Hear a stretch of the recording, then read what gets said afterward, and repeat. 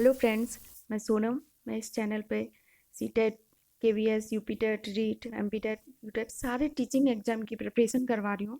Topic wise syllabus के according एक एक टॉपिक को लेके हम कवर करते हैं और इसके लिए हमने इतना अच्छा, इतना ऑसम कंटेंट तैयार किया है कि आप मेरे सारे वीडियो देखने के बाद आप बाल विकास में, चाइल्ड डेवलपमेंट में 90% से एवब स्कोर कर पाओगे। इतना भरोसा दिला रहे हैं हम आपको। और तो आइए स्टार्ट करते हैं। और अगर आपको मेरी मेहनत पसंद आती है, हमारा वीडियो अच्छा लगता है, तो हमारे वीडियो को लाइक करें और जितना ज़्यादा पॉसिबल हो मैक्सिमम से मैक्सिमम हमारे वीडियो को शेयर करें और हमारे चैनल को सब्सक्राइब करके बेल आइकन को प्रेस करें, जिससे मेरा जब भी कोई नया वीडियो आएगा तो वो आपके पास पहुंच जाएगा। तो आइए स्टार्ट करते हैं। आज का टॉपिक है हमारा समावेशी शिक्षा इंक्लूसिव एजुकेशन। इसका पार्ट 1 है। इसमें हम प्रतिभाशाली और मेधावी या सृजनशील बालकों को डिस्कस करेंगे। इसके नेक्स्ट वीडियो में हम और पिछड़े बालक या मंदबुद्धि बालक, जो और समस्यात्मक बालक हैं, उनको हम डिस्कस करेंगे। तो सबसे पहले डिस्कस करते हैं विशिष्ट या विशेष बालक किनको कहते हैं। विशिष्ट या विशेष बालक से सामान्य अर्थ जो हमारा है वो उस बालक से है जिसके कुछ सामान्य बालक से अलग भी अपनी शारीरिक और मानसिक विशेषताएं होती हैं। ये बालक जो होते हैं सामान्य दर्जे के बालकों से थोड़े भिन्न होते हैं। कुछ बालक सामान्य बच्चों से बहुत जल्दी समझ लेते हैं और कुछ बच्चे साधारण सिंपल बात को समझने में बहुत टाइम लगाते हैं। किसी अंग से कुछ बच्चे हीन होते हैं, किसी में असामाजिक कार्य करने की प्रवृत्ति पाई जाती है। कुछ बच्चे जल्दी आवेशित होने वाले होते हैं, दुराचारी होते हैं, हीन बुद्धि वाले होते हैं, प्रखर बुद्धि, कुछ बच्चे प्रखर बुद्धि बहुत तेज होते हैं, ज्यादा प्रतिभावान होते हैं, अति प्रतिभावान। ये सभी बालक जो होते हैं वो असाधारण बालकों के अंतर्गत आते हैं, जो सामान्य बालक नहीं होते। यानी कि हमारा कहने का मतलब है जो बच्चे सामान्य बालकों से या तो ज्यादा योग्यता रखते हैं या बहुत कम, ठीक, इन बालक को हम क्या कहते हैं, विशिष्ट बालक। या एक सिंपली क्या कह सकते हैं, जो सामान्य दर्जों के बालक से भिन्न होते हैं। ऐसे बालक जो होते हैं सामान्य दर्जों से भिन्न होते हैं, शारीरिक, मानसिक, सामाजिक तथा संवेगात्मक रूप से सामान्य बच्चों से या तो बहुत आगे होते हैं या फिर बहुत पीछे होते हैं। जो सामान्य बालक होते हैं, जो जनरल बालक होते हैं, उनका IQ होता है 91 से 110 के बीच में। अगर इससे कम है तो भी वो विशिष्ट, या इससे बहुत ज्यादा है तो भी वो विशिष्ट बालक है। अब कुछ मनोवैज्ञानिक थे, उन्होंने अपने विचार दिए थे। हैक थे, उन्होंने कहा था कि विशिष्ट बालक वह है जो किसी एक अथवा कई गुणों की दृष्टि से सामान्य बालक से पर्याप्त मात्रा में भिन्न होता है, अलग होता है। उसके अंदर एक ऐसा गुण हो सकता है जिससे वो सामान्य बालक से भिन्न हो, या एक से ज्यादा बहुत सारे कई गुण हो सकते हैं जिससे वो सामान्य बालक से अलग है। क्रो ने ये कहा था कि विशिष्ट शब्द कोई एक विशेष लक्षण, कोई पर्टिकुलर कोई लक्षण होते हैं, कैरेक्टरिस्टिक होती है, उनके लिए हम यूज करते हैं, या ऐसे व्यक्ति के लिए प्रयोग किया जाता है जो उस विशेष लक्षण से युक्त होता है, जिसके कारण ही व्यक्ति अपने साथियों का विशेष ध्यान अपनी ओर आकर्षित करता है।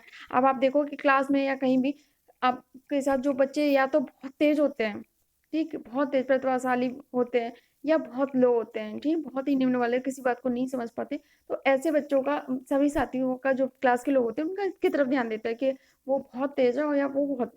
जनरल बाकी बच्चे किसमें सब आते हैं, सामान्य बच्चों में आते हैं।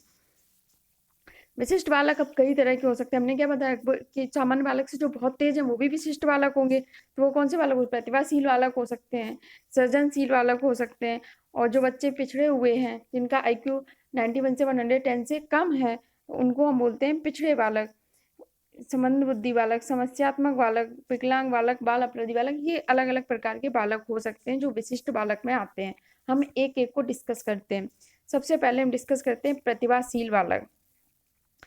प्रतिभाशील बालक में वो बालक आते हैं जिनकी जो बुद्धि होती है वो सामान्य बालकों से अधिक होती है। यानी कि आप 91 से 110 के बीच में नहीं होती, वो किसकी होती है, सामान्य बालकों से। इनकी जो बुद्धि होती है, बुद्धि लब्धि होती है, वो 140 या 140 से अधिक होती है, बहुत ज्यादा होती है।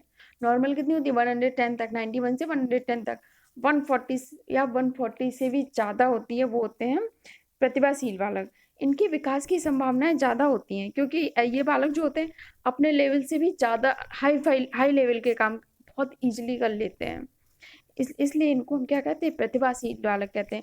आप पूरे, कोई देश होता है, पूरे देश की प्रगति होती है ना, वो इन बालकों पे बहुत ज्यादा डिपेंड करती है, क्योंकि ये नए काम कर लेते हैं, बहुत अच्छे से देश को आगे बढ़ाते हैं। इनके विकास की संभावनाएं बहुत ज्यादा होती हैं। विकास की संभावनाएं बहुत अधिक होती हैं। कुछ मनोवैज्ञानिक थे जिन्होंने विचार दिया था, स्किनर एवं हैरीमन ने कहा था कि प्रतिभाशाली शब्द का प्रयोग उन 1% बालकों के लिए किया जाता है जो सबसे अधिक बुद्धिमान होते हैं। 1% बालक ऐसे होते हैं जो सबसे ज्यादा बुद्धिमान हैं, जितने भी बालक हैं उनमें से जो 1% बालक जो सबसे तेज है, उनके लिए हम जो प्रतिभाशाली बालक हैं इस शब्द का यूज करते हैं। टर्मन और मॉरेल थे, इन्होंने कहा था 140 बुद्धि लब्धि से ऊपर वाले बच्चों को प्रतिभावान कहते हैं। जिनकी भी बुद्धि लब्धि 140 से ऊपर होगी उनको हम क्या बोलेंगे, प्रतिभावान। टर्मन और ऑडेन थे, इन्होंने बोला था कि वह बालक जो शारीरिक गठन, सामाजिक समायोजन, व्यक्तित्व लक्षण, विद्यालय उपलब्धि में सामान्य बालकों से श्रेष्ठ होते हैं। शारीरिक गठन में भी, सामाजिक समायोजन में भी, और जो इनकी व्यक्तित्व लक्षण होते हैं, इनकी पर्सनालिटी में जो चीजें झलकती हैं, जो लक्षण होते हैं, उस सब में, या विद्यालय उपलब्धि में जो विद्यालय से सीखते हैं, और उन सब में सामान्य बालकों से बहुत तेज होते हैं, बहुत जल्दी सीखते हैं सारी चीजें। जो क्रो थे मनोवैज्ञानिक, इन्होंने कहा था प्रतिभाशाली बालक 2 प्रकार के होते हैं। फर्स्ट इन्होंने बताया था ऐसे बालक जिसकी बुद्धि लब्धि 130 से अधिक होती है, ऐसे बालक जिनकी IQ 130 से ऊपर होता है, तथा जो सामान्य दर्जे के बालकों से सभी बातों में श्रेष्ठ होते हैं। मोस्टली सभी बातों में जो एक जनरल बच्चा होगा उससे तेज होंगे वो। वे बालक भी, उन्होंने क्रो जी ने ये भी कहा था कि वे बालक भी प्रतिभाशील बालकों की श्रेणी में आते हैं जो किसी विशेष क्षेत्र में अपनी प्रतिभा का प्रदर्शन करते हैं। जैसे मान लो कोई खेल में बहुत अच्छा है, क्रिकेट बहुत अच्छा खेलता है, तो वो किसमें आएगा, प्रतिभाशील। मतलब सिर्फ अच्छा नहीं, एकदम और बहुत ही अच्छा, तो वो किसमें आएगा, प्रतिभाशील बालक में। और जो कोई संगीत में बहुत अच्छा है, कि बहुत बड़ा सिंगर है, तो किसमें आएगा, प्रतिभाशील बालक में। क्रिकेट से एग्जाम्पल आप ले सकते हो सचिन तेंदुलकर जी, एक संगीत से एग्जाम्पल ले सकते हो लता मंगेशकर जी, तो ये किसमें आते हैं, प्रतिभाशील, जो इनमें किसी एक श्रेणी में अपनी विशिष्ट क्षेत्र में अपनी प्रतिभा का प्रदर्शन करते हैं। प्रतिभाशील बालकों की विशेषताएं क्या होती हैं, ये पढ़ने लिखने में इनका बहुत इंटरेस्ट होता है, पढ़ने लिखने में अधिक रुचि दिखाते हैं। इनके पास शब्द भंडार व्यापक होता है, बहुत अच्छा शब्द भंडार होता है, नॉर्मल बच्चे से बहुत ज़्यादा शब्द इनके पास होते हैं। जो कठिन विषय होते हैं इनमें ज़्यादा इंटरेस्ट लेते हैं, जो साइंस के जो सब्जेक्ट होते हैं और जो इंजीनियरिंग के सब्जेक्ट होते हैं, इन सब सब्जेक्ट में वो बहुत ज़्यादा इंटरेस्ट लेते हैं। ज्ञानेंद्रियों का विकास तीव्रता से होता है, इनकी जो ज्ञानेंद्रियाँ होती हैं, आँख नाक कान, इनका विकास बहुत तेजी से होता है। अब जो सामान्य बच्चा होगा वो इतनी जल्दी से एक जगह कहीं नई जगह जाएगा, वो सारी चीज़ों को जल्दी से ऑब्जर्व नहीं कर पाएगा, लेकिन इनकी इंद्रियाँ इतनी तेज होती हैं, वो आँख से तुरंत ऑब्जर्व कर लेंगे इस जगह पर क्या क्या है। ठीक, जैसे एक एक बच्चा कभी कमरे में एंटर करता है और इंटरव्यू वाले कमरे में एंटर करता है, वो नहीं देख पाता कि पीछे जो पर्दा लगी है उसका क्या कलर है। ठीक है, लेकिन एक जो प्रतिभाशाली बालक होता है वो इतनी जल्दी ऑब्जर्व कर लेता है कि वो उसे पता होता है कि कमरे में कोई क्या किस कलर का लगा हुआ है, पर्दा किस कलर की है। ठीक, अमूर्त विषयों में अधिक रुचि होती है, जो काल्पनिक विषय होते हैं। ठीक, जैसे इंटीरियर डिजाइनिंग, ये सब जो दिखता नहीं है, काल्पनिक चीजों में होती है, तो पहले ही से सोच लेते हैं कल्पना कि यहाँ पर ये लगा देंगे, ये इस तरह की डिजाइनिंग करेंगे तो ये ज़्यादा अच्छा लगेगा, तो इनकी ज़्यादा अच्छी होती है और इन्हें ऐसे सब्जेक्ट में ज़्यादा इंटरेस्ट आता है। बुद्धि परीक्षा में इनके ज़्यादा स्कोर करते हैं, जो बुद्धि IQ परीक्षा होती है इनमें इनका स्कोर अच्छा रहता है। समस्या समाधान में शीघ्रता, इनके पास कोई समस्या होती है उसका समाधान करने में बहुत जल्दी करते हैं। नेतृत्व और स्वतंत्र निर्णय की क्षमता होती है, नेतृत्व लीडरशिप क्वालिटी होती है इनमें, और डिसीजन करने की क्षमता स्वतंत्र होती है। प्रतिभाशील बालकों की शिक्षा के लिए जो सबसे बेस्ट मेथड होता है वो होता है प्रोजेक्ट मेथड, सर्वश्रेष्ठ होता है सबसे मेथड, क्योंकि प्रोजेक्ट मेथड में क्या होता है, रिसर्च करनी पड़ती है, सीखना पड़ता है, एक उद्देश्य पूर्ण होता है, तो इसलिए ये प्रतिभाशील बालकों के लिए बहुत अच्छा होता है। इसके अलावा ह्यूरिस्टिक विधि, निगमन विधि, प्रयोगशाला विधि भी इम्पोर्टेंट होती है। ये सारी विधि क्या है, ह्यूरिस्टिक विधि क्या है, हाँ, करके सीखो, पहले करो फिर से सीखो, तो उसमें करके सीखते हैं बच्चे। ह्यूरिस्टिक विधि में क्या, खोज करते हैं, किसी चीज़ का निर्माण करना, खोज करना, प्रयोगशाला एक्सपेरिमेंट करते हैं कि और एक्सपेरिमेंट कई बार सक्सेस होते हैं, अनसक्सेस होते हैं, तो ये सब किसके लिए अच्छा, प्रतिभाशील बालकों के लिए, शिक्षा के लिए अच्छा है।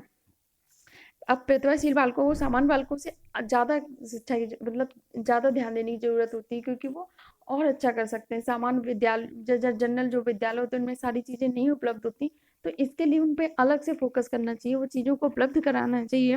प्रतिभाशील बालकों के लिए शिक्षा के लिए विशिष्ट कक्षाएं लगानी चाहिए, जो उनसे सामान्य बालकों से अलग एक विशिष्ट कक्षाओं का आयोजन करना चाहिए।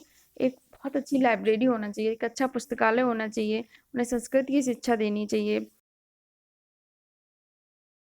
उनके होना चाहिए। सर्वांगीण विकास, उनका हर तरह से विकास हो सके, इस पे जोर देना चाहिए। उन्हें दायित्व का कार्य देना चाहिए जिससे वो निभा सकें। कोई कि आपको रिस्पॉन्सिबिलिटी देनी चाहिए तो, और वो इस रिस्पॉन्सिबिलिटी को अच्छे से निभा पाएंगे। उनके लिए अच्छे अध्यापक चाहिए जो और तेज हो, श्रेष्ठ अध्यापक हो, बड़े, ठीक है, सीनियर, जिन्हें एक्सपीरियंस हो, प्रोत्साहन मिले, दें उनको, हमेशा मोटिवेट करते रहना चाहिए। नेतृत्व प्रशिक्षण, उनके अंदर लीडरशिप क्वालिटी होती है तो उनको इस तरह का प्रशिक्षण देना चाहिए जिससे वो और अच्छे से लीडरशिप निभा सकें। प्रतिभाशील बालकों की ये हमारी क्या शिक्षा है कि उन्हें किस किस तरह से हम शिक्षा दे सकते हैं। अब इसमें नेक्स्ट है सृजनशील बालक, यानी जो क्रिएटिव चिल्ड्रन होते हैं, जो कुछ क्रिएटिव करना चाहते हैं। जैसे प्रतिभाशील बालक का आप एक एग्जाम्पल आप जैसे सोच सकते हो कि अगर कोई बच्चा है, ठीक, वो क्लास 5th में पढ़ रहा है, लेकिन वो 8th क्लास तक के मैथ के क्वेश्चन, साइंस के क्वेश्चन कल सॉल्व कर लेता है, उसको अंदर क्या, वो प्रतिभाशाली बालक है। ये ठीक है, इस एग्जाम्पल से आप समझ सकते हो कि एक्चुअल में प्रतिभाशील बालक क्या है। वो हर क्षेत्र में और हर फील्ड में काम करने में आगे रहता है, कोई भी कार्य आता है वो हर फील्ड में काम करने में आगे रहता है। तो इसे इन बालक को हम क्या कहते हैं, प्रतिभाशील बालक। उसके बाद है क्रिएटिव चिल्ड्रन, सृजनशील बालक। इन बालक में मौलिकता, साहस तथा लगन जैसे गुण पाए जाते हैं, किसी चीज में करने में एकदम उनको लगन है। जैसे एग्जाम्पल बताते हैं आपको, जैसे फोटोग्राफी, किसी को फोटोग्राफी का शौक है तो वो उसी में अपना कैरियर बनाना चाहता है, उसमें उसकी लगन है, और कुछ जब हर फोटो लेता है ना तो उसमें कुछ क्रिएटिविटी दिखती है उसकी। किसी विषय को लेकर नवीन चिंतन, हर विषय को लेकर एक नया चिंतन करता है, मौलिक वस्तुओं का निर्माण करता है, भय मुक्त तथा असंभव कार्य करने के लिए हमेशा उत्साहित रहता है। वो डरता नहीं है कि अगर मेरा फोटोग्राफी में इसमें कैरियर नहीं बन पाया तो मैं क्या करूंगा, नहीं डरता, नहीं, वो सारे फील्ड छोड़ के वो उसी में अपना कैरियर बनाना चाहता है। उन बच्चों को हम कहते हैं सृजनशील बालक या क्रिएटिव चिल्ड्रन। मनोवैज्ञानिकों के विचार थे, आइजैक जी ने कहा था, वह योग्यता जो नवीन शब्दों को देखकर असाधारण विचार प्रकट करती है। जो नए शब्दों को देखकर एक असाधारण विचार, साधारण विचार नहीं देते हैं, क्या असाधारण विचार प्रकट करती है, इतनी ज्यादा क्रिएटिविटी रहती है उनके अंदर। स्ट्रेंगर ने कहा था, सृजनात्मकता से तात्पर्य किसी आंशिक नवीन वस्तु का उत्पादन करने से है।